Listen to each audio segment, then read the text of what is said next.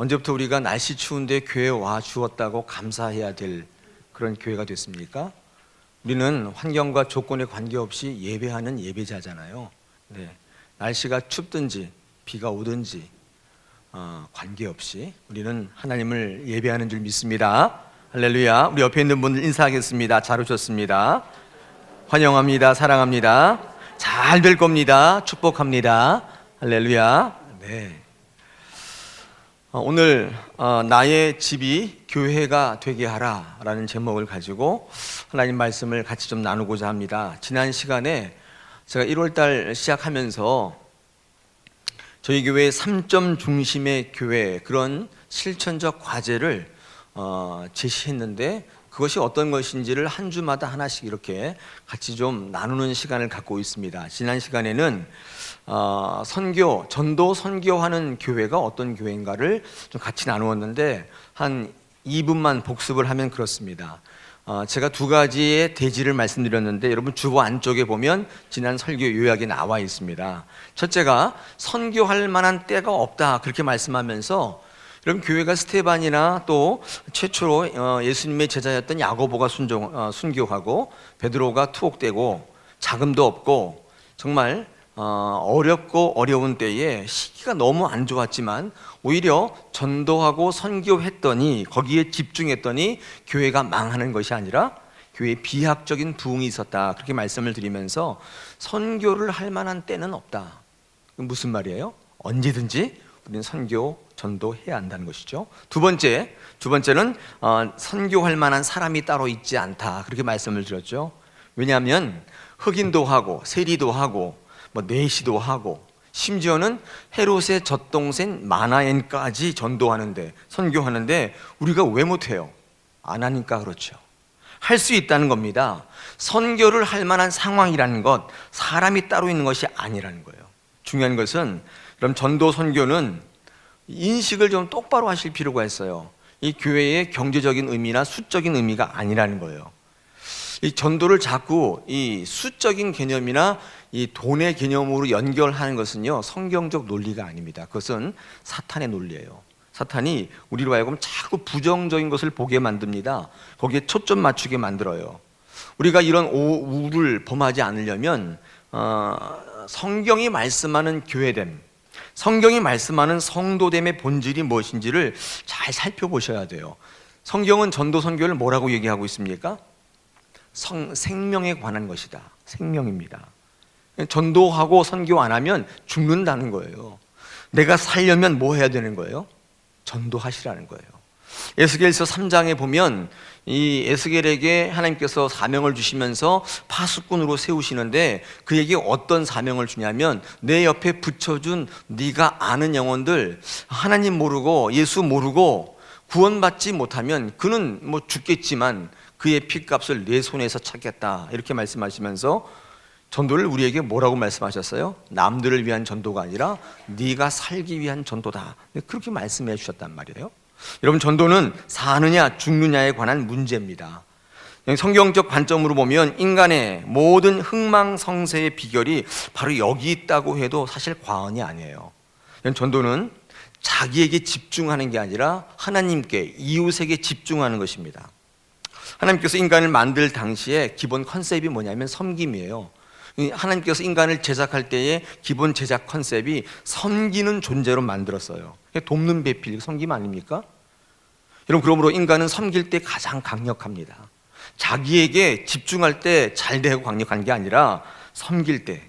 여러분, 어려운 일이 있어 보십시오. 한번 섬겨 보십시오. 어려움이 이기고 온전히 서는 힘이 어디서 나와요? 바로 거기 섬김에서 나와요. 어려운 일이 있으면 내게 집중하고 내게 시간을 쓰고, 여러분 그러면 어려움을 탈출할 수 있는가? 네, 그렇지 않다는 것입니다. 여러분, 오늘 세 번째 시간입니다. 이제 3점 중심의 내용 가운데에 세 번째, 구역 중심의 교회. 여러분, 이 구역 중심의 교회가 어떤 교회인지, 또 우리가 어떻게 실천해야 되는 것인지를 저와 여러분이 같이 말씀을 좀 나누고자 합니다. 오늘 본문은 빌레몬서지요. 정말 성경에서 설교 안 하는 책 중에 하나입니다. 한 장짜리예요. 한 장짜리. 퀴즈 낼까요? 여러분, 주보 안쪽에 구역 공과에 두 가지 질문이 있습니다. 거기 맨 위에 뭐라고 되어 있습니까? 질문에? 네? 네, 성경에서 한 장짜리 성경이 뭐가 있는가 써서 맞춰주시면 제가 소정의 상품을 주신다 그런 줄 알았죠. 네. 한 장짜리 성경 뭐가 있어요? 혹시 아세요? 한번 얘기해 보십시오. 네, 빌레몬서이고 한 장이 있고 또 요한 2서와 3서 또 있습니다. 총 5권이 있어요. 성경에 5권이 한 장짜리예요. 자, 오바댜 나왔습니다. 구약의 오바댜도 한 장입니다. 마지막 한 개 숙제입니다. 숙제. 네. 마지막 한 개 뭐예요? 네. 찾아보시고 적으셔서 우리 구역 공부할 때 같이 한번 나눠보십시오. 한 장짜리. 제가 또 말 안 하면 저 목사도 모르는 거 아니야? 이렇게 생각하실까 봐. 네. 답은 유다서죠. 유다서. 네. 유다서도 한 장이에요. 그렇죠? 그러니까 구약의 오바댜, 신약의 요한 2, 3서, 1서는 아니에요. 요한 1서는 아니고 그 다음에 유다서, 빌레몬서 이렇게 되어 있습니다. 자, 여러분 이 빌레몬서는 한 장짜리 성경이면서도 옥중서신입니다. 옥중서신. 이 옥중서신이 뭐냐면 옥에서 썼다는 거예요. 감옥에서 썼다는 것이죠. 근데 여러분 이 빌레몬서를 쭉 읽어보시면 아시겠지만 뭐 대단한 문제가 아니에요. 그렇지도 않습니다. 내용이 뭐예요? 내용은 도망간 노예 오네시모라는 이 노예가 있는데 이 노예의 주인인 빌레몬에게 편지를 써가지고 좀 봐달라 그렇게 청탁하는 편지 글입니다. 별로 뭐 중요한 내용도 아니죠. 이게 왜 성경이 됐는지는 잘 모르겠습니다. 이 빌레몬이라는 사람은 사도 바울의 전도를 받아서 아마 예수를 믿은 사람 같아요. 그래서 좀 은혜를 입었기 때문에 사도 바울이 이게 편지를 써가지고 노예 오네시모를 좀 살려다오 그렇게 청탁을 하는 이 편지죠. 여러분 사도 바울이 이 편지를 어디서 썼다는 거예요? 감옥에서 썼다는 거예요. 사도 바울이 사람에 대한 열정과 관심이 잘 드러나는 부분입니다. 내가 지금 감옥에 있는데 그깟 노예가 지금 어떻게 그게 지금 중요합니까? 내가 죽느냐 사느냐 판인데 근데도 불구하고 사도 바울은 이 빌레몬에게 편지를 써서 오네시모를 잘 봐달라 그렇게 편지를 쓰고 있는 책이 바로 이 빌레몬입니다.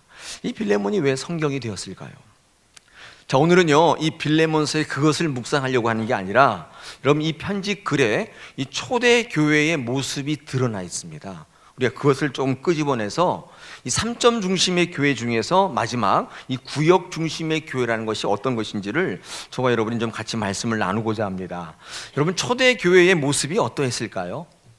여러분 초대 교회의 모습을 우리가 복원하기가 어렵습니다. 왜냐하면 근거들이 많이 남아있지 않고 기록이 많이 없기 때문에 특별히 이 신약 성경의 사도 바울의 사도행전이랄지 아니면 서신서의 중간중간에 일부에서 자료들이 발견됩니다. 우리는 그것을 가지고 초대교회의 모습이 어떤 것인지를 우리가 한번 이렇게 상상해 볼 수 있습니다.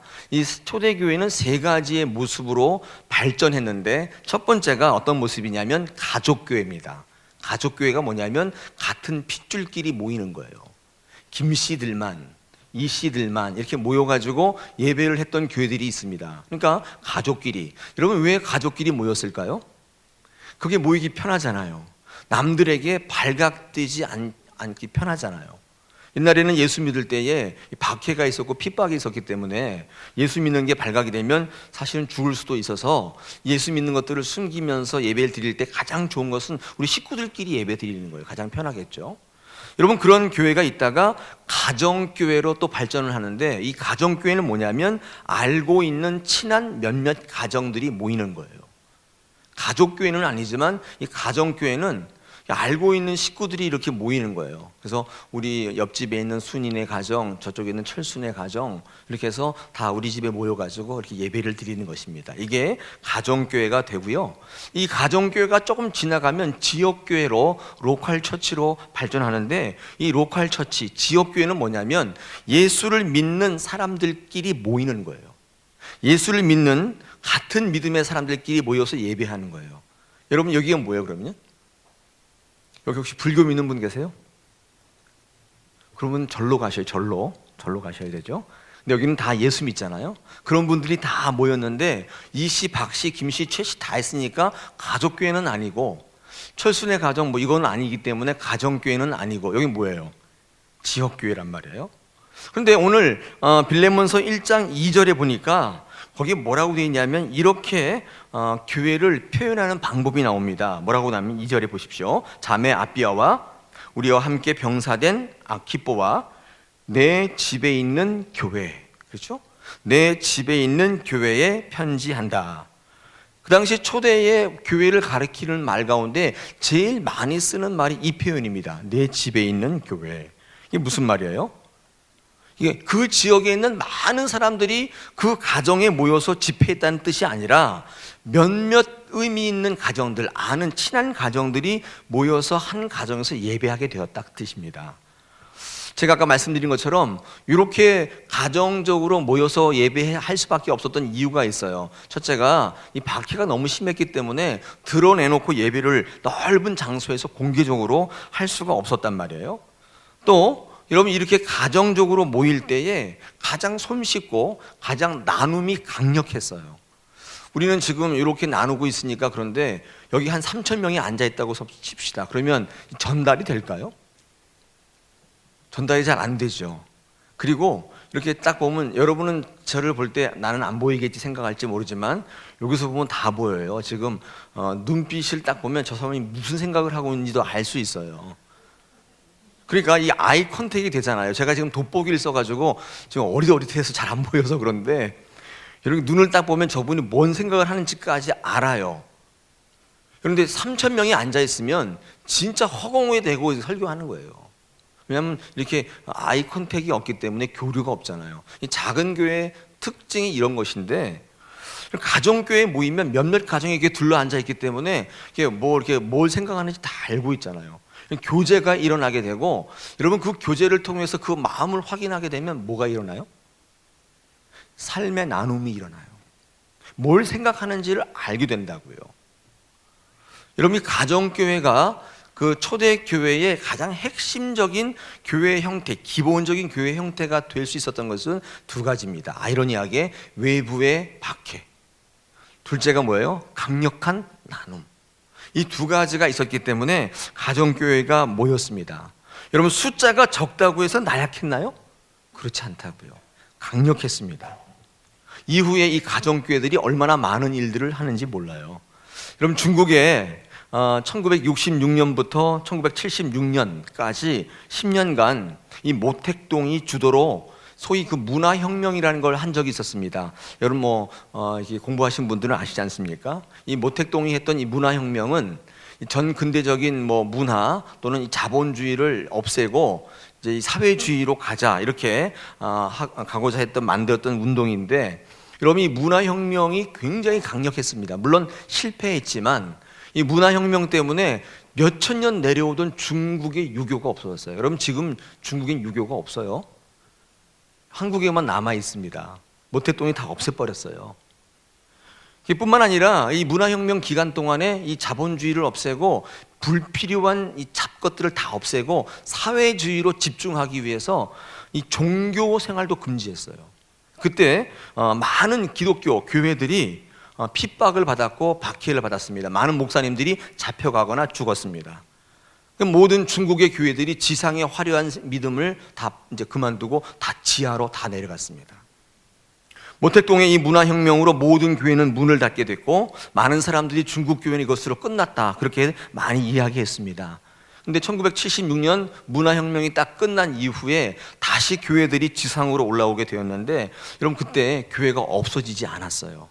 더 특히 우리가 주목할 만한 것은 이 초대교회의 모습으로 바뀌어 있더라는 거예요.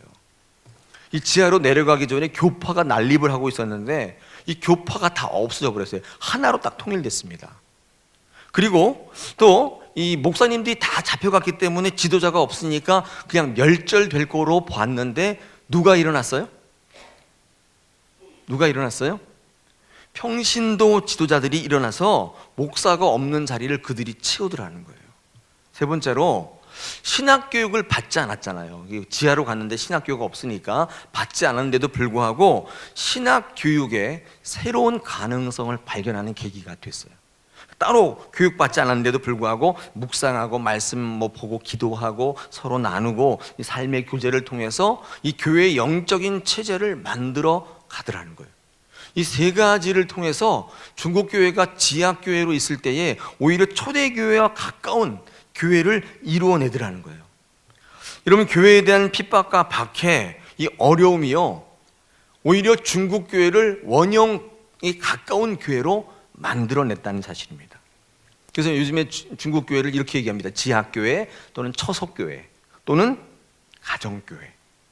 여러분, 이런 교회들이 탄생하게 된 배경이 뭐냐면 참 이해 안 되지만 교회에 가해진 박해나 핍박 때문이었습니다. 핍박을 받으니까 교회가 어떻게 돼요?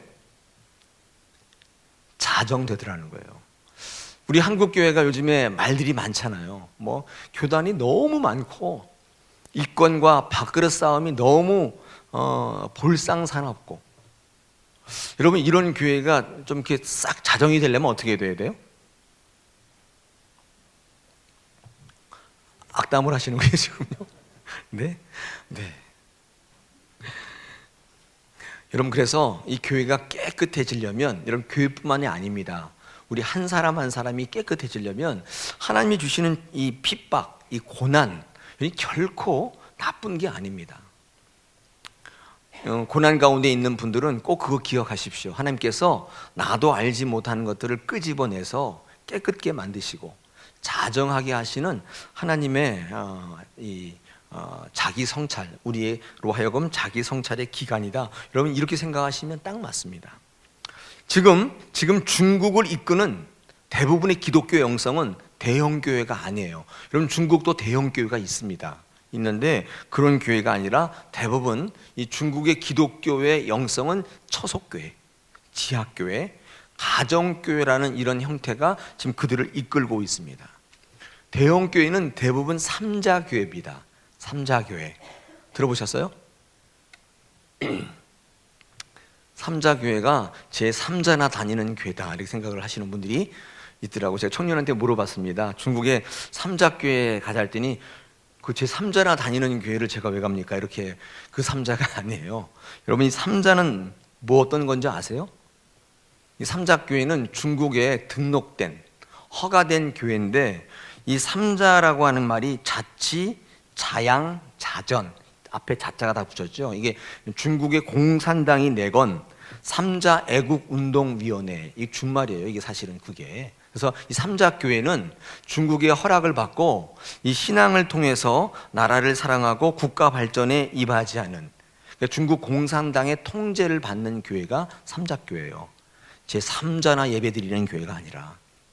그런 교회는 다 지원을 받기 때문에 교회가 다 큽니다. 굉장히 크고 웅장한데 실질적으로 여러분, 중국의 영성을 이끄는 교회는 그런 교회가 아니에요. 다 지하교회이고 처속교회이고 가정교회들입니다. 제가 늘 말씀드리지만 여러분, 이 성도에게 다가오는 고난을 하찮게 여기셔서는 안 돼요. 또 우리의 기도나 우리의 신앙의 목적이 이 고난을 벗어나는 데 맞춰지면 안 되고, 이 고난을 통해서 우리에게 말씀하시는 하나님의 깊은 뜻을 이해하고 그것을 우리가 잘 감당할 수 있도록 여러분 기도하셔야 돼요. 그래서 어려움이 없다기보다는 어려움을 이기는 것으로 여러분 기도에 초점이 맞춰지면 신앙생활 잘 하시는 겁니다. 하나님께서는 우리에게 어려움을 통해서 우리 교회가 또는 우리 스스로가 좀 자정되기를 원하시는 것 같아요. 여러분, 유럽의 최초의 교회가 어딘 줄 아십니까? 유럽의 최초의 교회를 제가 말씀드렸더니 베드로 성당이라고 아시는 분이 있는데 그런 거 아닙니다. 유럽의 최초의 교회는 이 빌립보에서 시작된 루디아의 집입니다. 루디아의 집이 유럽의 최초의 교회, 세워진 가정교회입니다. 이 빌립보에 있었잖아요. 빌립보 지역에. 그럼 사실은 이 빌립보 교회라고 우리가 말하는 그 교회는 사실 이 루디아의 집일 가능성이 큽니다.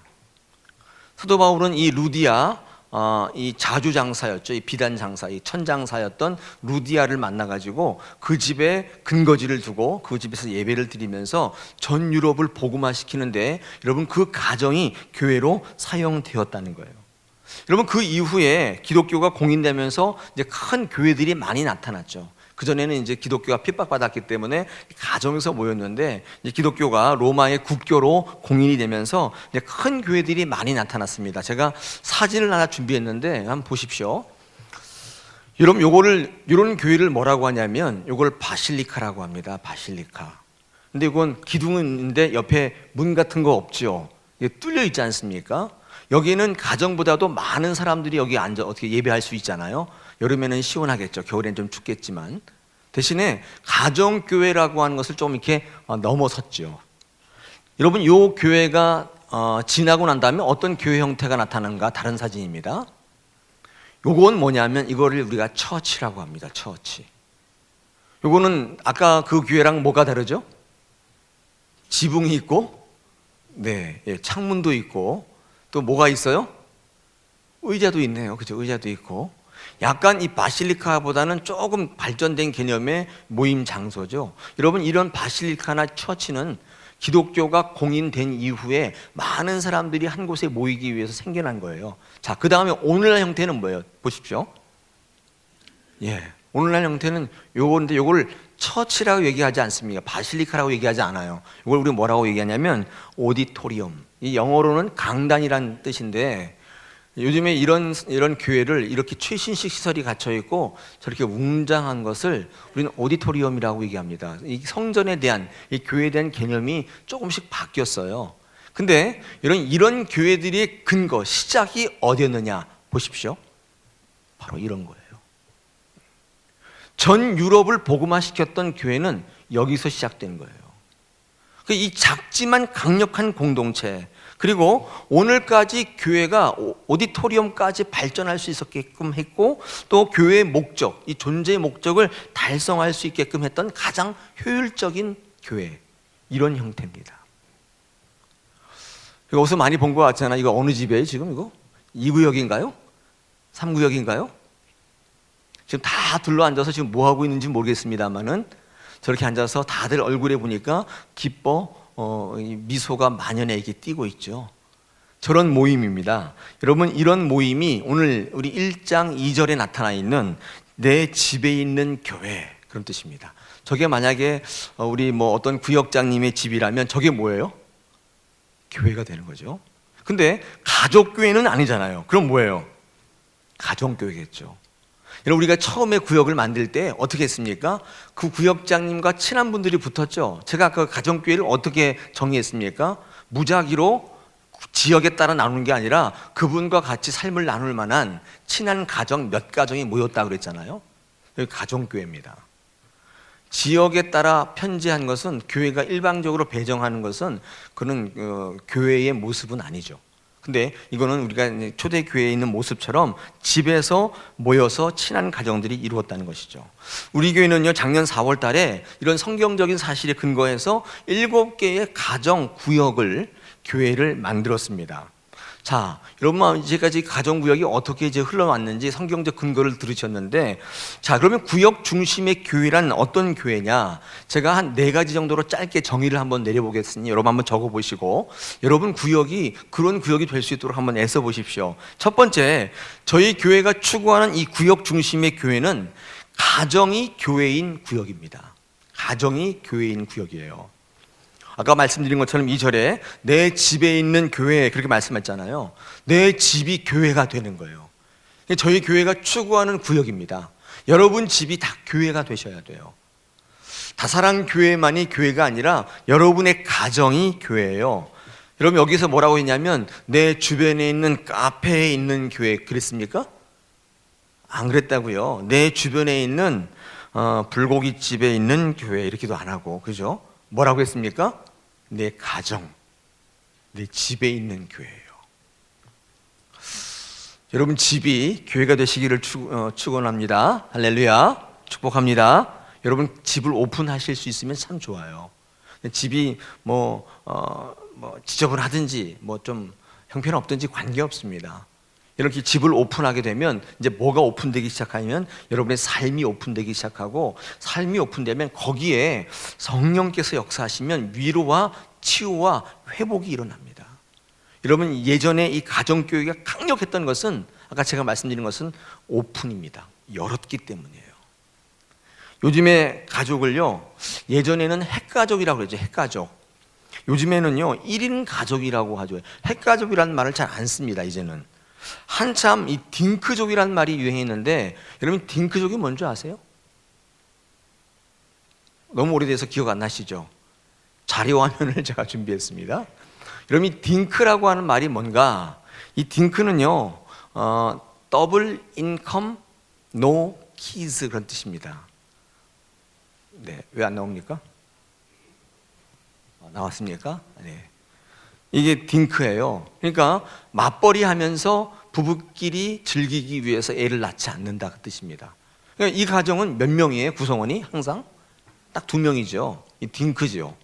맞벌이 하니까 더블 인컴인데 노 키즈예요. 이런 말이 한참 이렇게 유행하더니 요즘은 이 딩크란 말도 안 써요. 뭘 쓰는 줄 아세요? 혹시 아시는 분 있어요? 네, 이미 보셨으면 그냥 놔두십시오.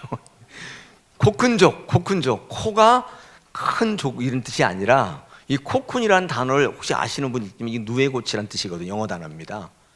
이 누에고치가 어떤 성격이냐면 자기만, 자기 공간을 좋아해요. 혼자서 놀아요. 혼자서 밥 먹고 혼자 사는 분들, 이런 분들을 코큰족이라고 그래요. 요즘에 식당도 1인용 식당이 있어요. 혼자 가서 밥 먹는 그런 식당들이 있잖아요. 요즘엔 1인 가족이라는 말이 굉장히 유행하고 있고, 그게 무슨 마치 트렌드가 되고 있습니다. 이 코큰족의 다른 말은 귀차니스트 뭐 이런 거, 그 다음에 페인족, 그건 좀 아니고, 방콕족, 그건 아세요? 방콕족? 네, 방에 콕 박혀 있는 방콕족. 같은 말인데, 여러분 이 코큰족이나 이 귀차니스트나 뭐 페인이나 이 방콕족은 하나같이 다 1인 가족입니다. 이게 무슨 말이냐면 전통적인 가족이랄지 이 가정의 개념이 무너지고 있는 거예요. 근데 이 1인 가족이 있으면서 이 가정의 개념도 바뀌고 있고, 1인 가족이 갖는 편리함도 있지만 이 병폐가 있는데 뭐냐면, 이 가족에 대한 그리움을 늘 안고 살아가고 있습니다. 혼자 살아도 사람이 그리운 거예요. 이 현대인의 특징입니다. 옛날에 핵가족 시대 때는 그래도 엄마, 아빠 이렇게 자녀들끼리 같이 살았기 때문에 그런 건 없었는데, 1인 가족 때는 가족에 대한 그림을 늘 가지고 산다는 거예요. 핵가족 그러니까 농담 한마디 생각나는데요. 북한의 김정은이 절대로 서울로 쳐들어올 수 없는 이유 아세요? 네, 좀 오래된 유머죠. 길거리마다 뭐가 넘쳐나요? 총알 택시가 넘쳐나고, 그죠? 골목마다 대포집이 굉장히 많고, 어른들은 너나 할 거 없이 뭐예요? 다 폭탄주 마시고, 아이들은 너나 할 거 없이 다 비행 청소년이에요. 그죠? 모든 가정은 뭐예요? 핵가족이에요. 핵가족. 네. 김정은이 절대로 서울로 쳐들어올 수 없다는 거예요. 네. 안 웃는 분들은 뭐예요? 너무 시대착오적이다 뭐 이런 얘기입니까? 아무리 편하다 할지라도 여러분이 가족의 그림이 있고 대화가 그립고, 이런 분들한테는 항상 이상한 채팅방에 가가지고 이렇게 대화하자고 연락 오잖아요. 그죠? 채팅하면 안 됩니다. 큰일 나죠. 집에서 반려견 키우고 로봇 데리고 사는 분도 있어요. 제가 보니까 로봇 같이 생긴 개가 있는데 왜 그냥 개 안 키웁니까 했더니 그럼 치우기가 힘들대요. 그것도 싫은 거예요. 그래서 반려견 치우고 로봇으로 된 개 키웁니다. 그래도 채울 길이 없다는 거예요. 여러분 이 대가족의 이 아름다움, 또 이 교제를 잊고 사는 게 현대인인데, 아무리 이 시대가 바뀌어도 그 그리움은 어찌할 수가 없습니다. 여러분 이걸 어디서 채우냐면 확장된 개념의 교회입니다. 교회는 가능하다는 거예요. 가족들이 다 모여 있어서 형제 자매라고 부르는 곳이 어디예요? 교회밖에 없어요. 교회는 그 가족의 핵가족들이, 또 1인 가족들이 다 모여서 형제자매가 되고 그 그리움을, 그 공허함을 채울 수 있는 유일한, 이 현대사회의 유일한 공동체입니다. 성경은 우리 그리스도인들의 관계를 가족이라고 얘기하고 있습니다. 가족 같다는 게 아니라 가족이라고 얘기하고 있어요. 갈라디아 6장 10절에 보니까 이런 말씀이 있죠. 그러므로 우리는 기회 있는 대로 모든 이에게 착한 일을 하되 더욱 믿음의 가정에게 할지니. 여러분, 이 믿음의 가정이란 말은요, 교회 안에서 형성된 가족입니다. 가족, 패밀리예요. 에베소서 2장 19절에 보니까 그러므로 이제부터 너희는 외인도 아니요 나그네도 아니요 오직 성도들과 동일한 시민이요 하나님의 권속이다. 여러분, 이 권속이라는 말은 좀 어려운 말인데 이걸 영어로 어떻게 됐나 보시면요, 이게 패밀리예요. 하우스홀드 이렇게 돼 있어요. 그러니까 하나님의 가족이다. 성경은 우리에게 뭘 명령하냐면 너희가 이 교회에 있을 때 가족으로 살아야 한다는 거예요. 남남이 아니라 가족이라는 거예요. 교회가 가족인 것을 포기하면, 가족이라는 이상을 포기하면 더 심하게 말씀드리면 교회가 아니에요. 여러분, 교회에서 구역에서 눈물로 예배하고 삶을 나누면 분명히 가족의 연대감을 느낄 수가 있어요. 공허함을 채워요. 여러분의 그 마음을 위로하고 그 상처를 회복하고 치유하는 게 어디서 일어나냐면 이 가족 공동체에서 일어난다는 사실입니다. 마태복음 12장 50절에 예수님 뭐라고 말씀하십니까? 누구든지 하늘에 계신 네 아버지의 뜻대로 하는 자가 내 형제요 자매요 어머니다. 여러분, 오늘 이 성경 말씀에 본 이 빌레몬의 가정에 있었던 이 교회, 확장된 가족이에요. 이 빌레몬의 집에 있었던 이 교회의 이 개념, 이 가족의 개념이 오늘날 이 다사랑 교회가 추구하는 구역의 개념입니다. 자, 우리 구역장님들에게는 누누이 말씀을 드렸는데 우리 구역원들은 잘 모르시고 있는 것 같아서 오늘 이 3점 중심의 교회 마지막 주제죠. 이 구역이 중심인 교회가 어떤 교회인지를 제가 말씀을 드리는 거예요. 오늘 성경 말씀에 이 빌레몬의 집에 모인 교회의 구성원들이 누굽니까? 한번 보십시오. 2절에 보니까 뭐라고 되어 있습니까? 1절 하반절에 보니까 동역자인 빌레몬과 그 다음에 2절에 자매 아비야. 여러분, 자매 아비야가 누구예요? 이 빌레몬의 아내입니다. 아내가 아비야예요. 그 다음에 군사된 병사된 아키포. 이 아키포는 누굽니까? 이 빌레몬의 아들이겠죠. 뭘 물어요, 그죠? 그러니까 이 구성원들이 다 누구예요? 가족이라는 거예요.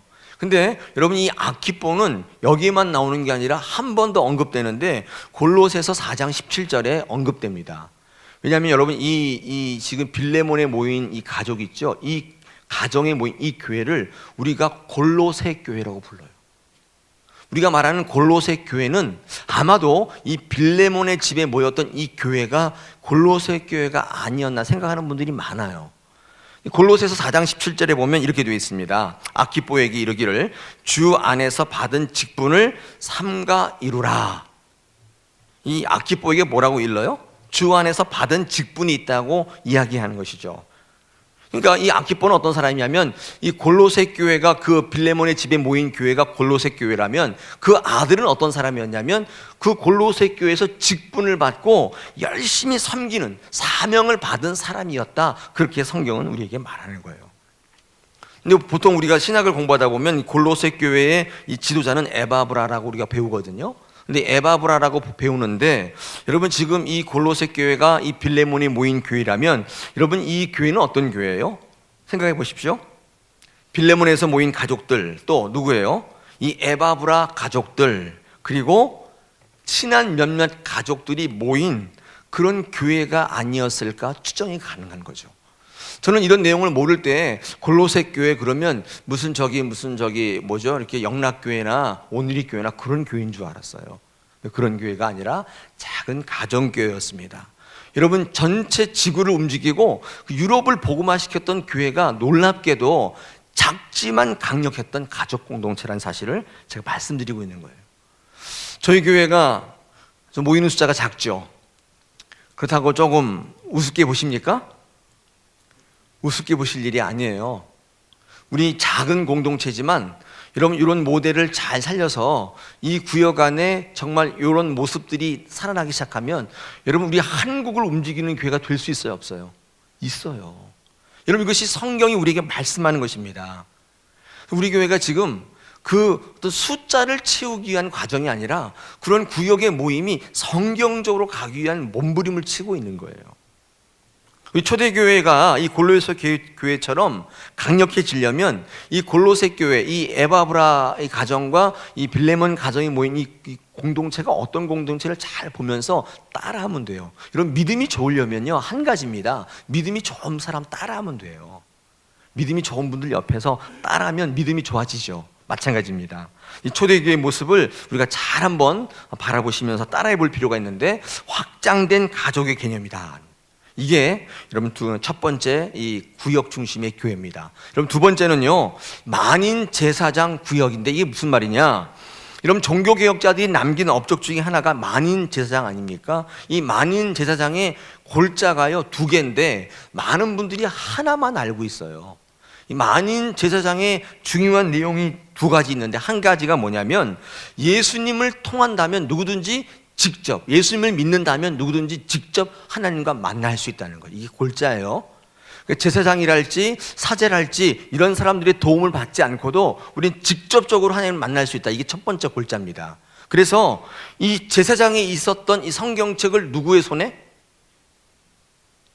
평신도 손으로 옮겨준 거예요. 이게 만인 제사장입니다. 사람들은 요거만 알아요. 두 번째 중요한 게 있는데, 만약 그렇다면 제사장의 손에 있던 성경책을 평신도 손에 옮겨준 것이 만인 제사장이라면, 하나님 앞에서 제사장이 하는 일도 어디로 가요? 어디로 가요? 평신도에게 가야 돼요. 다시 말해서 평신도가 사역을 해야 한다, 그 말이에요. 사역을 안 하는 분은 만인 제사장과는 관계가 없어요. 여러분, 그래서 첫 종교개혁은 사제의 손에 있던 성경을 평신도 손으로, 둘째 종교개혁이 있다면 아직도 사제의 권한으로 남아있는 사역을 평신도의 사역으로 옮기는 거예요. 이게 두 번째 종교개혁이라. 그게 많은 분들이 얘기합니다. 근데 중요한 건 뭐냐면 일을 안 하세요. 일을 안 해. 우리 여기 앉아 계시는 분들 가운데 교회 사역을 얼마나 하고 계십니까? 그냥 왔다가 사라지는 우리 교인분들이 대부분 아니겠습니까?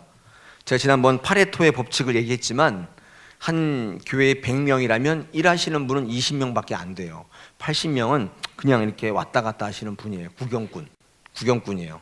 우리 옆에 있는 분한테 물어보겠습니다. 구경꾼입니까? 일꾼입니까? 물어보십시오. 시작. 빨리 물어봐요. 왜 안 물어봐? 구경꾼이에요? 일꾼이에요? 물어보세요. 네. 여러분 꼭 대답하셔야 돼요. 정말 우리 교회가 작지만 강력하고 한국을 움직이고 많은 사람들의 심령을 움직이는 교회가 되려면 이 가정교회 같은 면이 있어야 되는데, 여러분 그게 뭐냐면 두 번째 논리가 이 만인 제사장, 다시 말해서 사역을 하는 분들이어야 한다는 거예요. 우리가 이제 구역이 7구역이 있지 않습니까? 거기 가면 만약에 어떤 구역이 10명이라고 칩시다. 10명이면 10명이 다 달라요. 여러분 관찰을 할 수가 있어요. 관찰해 보면 어떤 분은요 선교에 능한 분이 있고, 어떤 분은 또 이 행정에 능하고, 어떤 분은 긍휼의 마음이 있어서 구제를 잘 하시는 분이 있고, 어떤 분은 찬양을 또 기가 막히게 하고, 어떤 분은 또 입심이 좋아가지고 전도할 때 또 끝내주는 분이 있고, 어떤 분은 또 아기를 기가 막히게 보는 분이 있고, 그렇죠? 뭐 여러 가지 은사가 있습니다. 여러분 그 은사에 따라 다 부장 붙여주면 돼요. 부장이 아닌 사람이 없어요. 다 부장이야. 네. 부장 아니신 분들은 회개하셔야 돼요. 다 일을 하실 수 있습니다. 은사에 따라서 사역하는 교회, 사역하는 구역, 여러분 이것이 지금 이 빌립보 그 빌레몬 교회에 모였던 거기랑 좀 비슷하게 가고 있는 겁니다. 우리 구역이 추구하는 모임은 일을 하지 않는 분이 단 한 분도 없어야 돼요. 열중쇼하고 있는 분이 없어야 돼요. 이게 초대 교회의 구조예요. 여러분 사도 바울이 이 빌레몬을 뭐라고 부르고 있습니까? 동역자, 나의 동역자. 그렇죠? 또 이 빌레몬의 아들을 특별히 뭐라고 부르냐면 병사. 예전에 그 번역에는 군사라고 되어 있어요. 군사. 여러분 그 아들 아키뽀를 왜 군사라고 불렀을까요? 이유가 뭘까요? 그가 군인처럼 믿은 거예요. 전투하듯이 믿은 거예요. 대충 믿은 게 아니라 죽기 살기로 그 믿음 붙잡았다는 거예요. 여러분 그래서 그 아키뽀 앞에 이 군사란 말이 붙어 있습니다. 여러분 이 복음의 열정은 언제 생기냐면 하나님의 일을 하다 보면 생겨요. 하나님의 일을 안 하는 분은 열정이 안 생겨요. 늘 고민하는 인생이에요. 늘 어떤 교인이라고요? 월드컵 교인? 벌써 잊어버리셨어요? 네. UDT 교인, 매일 잠수 타고 4년마다 한 번씩 나타나고. 그리고 그게 왜 그러냐면요, 일을 안 하셔서 그래요. 일을 하면 열정이 생깁니다. 전투자의 심정으로 사역하고, 정말로 내가 죽기 살기로, 죽느냐 사느냐의 문제로 한번 이 예수 믿어보면 이 복음의 열정이 막 불타올라요. 여러분 군사예요? 아니면 탈영병이에요? 또 물어야겠다. 옆에 있는 분들한테 물으십시오. 여러분 군인이십니까? 탈영병이십니까? 물어보십시오. 시작. 빨리 물어요. 그래야 본인이 아세요. 여러분 군인이에요? 탈영병이에요? 한번 물어보십시오. 네. 내가 왜 복음의 열정이 없는가? 여러분 이 사역을 하지 않기 때문이에요. 오늘 우리 구역에 다 구역에 속해 있는 분들인데 한번 해보십시오. 여러분 그 안에 삶이 발견되고 교제가 있고 그 안에 위로와 격려가 있고 생명이 살아나는 놀라운 일들이 일어나요. 세 번째, 우리가 추구하는 구역 중심의 교회는 어떤 구역인가? 삶의 나눔이 있는 구역입니다. 여러분 우리 구역에 가면요 예배가 있습니다. 그러나 예배 본질 아니에요. 성경 공부 있지만 성경 공부 본질 아니라고요. 기도 있습니다. 찬양 있는데 다가 본질이 아닙니다. 진짜 이 구역에 이 빌레몬이 모였던 이 가정교회, 또 이 에바브라가 모였던 이 가정교회의 본질은 뭐냐면, 놀라지 마십시오, 이 삶의 참여예요. 삶의 나눔이라고요. 여러분 이것이 있는 구역입니다. 많은 분들은 모였으니까 예배해야 한다고 생각하고, 또 예배하는데도 그냥 부흥하려고 생각하시고, 성경 모임 하는데, 성경 공부하는데 여러분이 하던 큐티 같은 걸로 해서 한두 시간씩 하려고 하다 보니까 나눔이 없어지고 거기가 그냥 교회의 연장선상이 돼요. 그런 구역이 아니에요. 본질은 코이노니아예요. 이 코이노니아는 친교, 교제라는 말로 충분치 않습니다. 삶의 참여, 삶의 나눔, 이게 본질이에요. 여러분 나는 이것 때문에 고민하고 있다, 그런 분이 있으면 한 가지 해결 방법이 있는데 무조건 오픈하셔야 돼요. 근데 많은 분들이 이거 왜 오픈하지 않냐면 그것이 말이 될까 봐, 또 나를 공격하는 말이 되어 돌아올까 봐. 여러분 이거 악순환입니다. 절대로 치유가 일어나지 않아요. 그런 분들이 하나님 앞에 인격 대 인격을 만나고 무릎 꿇고 기도하느냐? 그렇지도 않아요. 상처가 계속 상처를 부르는 거예요. 이런 교회에서 제도적으로 마련해 줄 구역에 속해 있어서 여러분은 오픈하셔야 돼요. 난 이런 문제가 있다. 오픈하면 여러분 그 구역이 처음에는 조금 미성숙할 수 있지만, 여러분 그 문제가 자기의 문제까지 오픈되기 시작하면 성숙해져요. 그 안에 놀라운 회복이 일어난다는 거예요. 회복되지 않는다면 한 가지 이유예요. 오픈하지 않았기 때문에. 초대 교회의 힘은 바로 이런 진지한 교제의 힘에서부터 나왔다는 사실입니다. 여러분 오늘 5절 6절을 보십시오. 5절 6절을 보니까 사도 바울이 두 가지 단어를 써서 이 5절 6절을 얘기하고 있지 않습니까? 주 예수와 및 모든 성도에 대한 내 사랑과 믿음이 있음을 들음이니 이로써 내 믿음의 교제가 우리 가운데 있는 선을 알게 하고 그리스도께 이르도록 역사하느니라. 이 두 절에 가장 핵심되는 단어가 뭐예요? 두 개? 사랑과 믿음이죠. 사랑과 믿음. 그렇죠? 여러분 이렇게 모였던 가정교회가 추구했던 게 뭐냐면 성경적 지식, 성경 공부가 아니에요. 그 구역이 추구했던 건 뭐냐면요, 믿음과 사랑이라고요. 근데 이것을 구체적으로 정확하게 뭐라고 말씀하냐면 7절입니다. 오늘 마지막 본문 7절입니다. 한번 읽어보겠습니다. 시작. 형제여, 성도들의 마음이 너로 말미암아 평안함을 얻었으니 내가 너의 사랑으로 많은 기쁨과 위로를 받았노라. 여러분 이런 구역이 얻을 수 있는 세 가지 유익이 뭐라고 얘기하고 있습니까? 예, 첫째 평안함, 또 기쁨, 또 위로입니다. 전 세계를 움직였던 이 가정교회가 추구했던 거는요, 이 세 가지예요. 평안과 기쁨과 위로. 저는 이 힘이 우리 구역의 힘이 되기를 원합니다. 이게 우리가 추구하는 거예요. 할렐루야. 여러분 구역 모임을 지금 어떻게 하고 계십니까?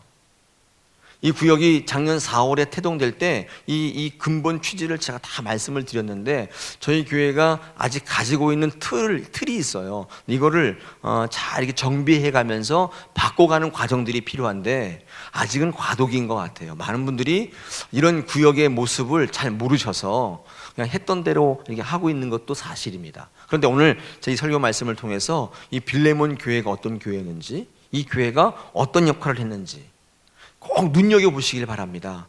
상처가 많다고들 하시죠. 어떻게 해결돼요? 사람 찾아가서 절대 해결 안 됩니다.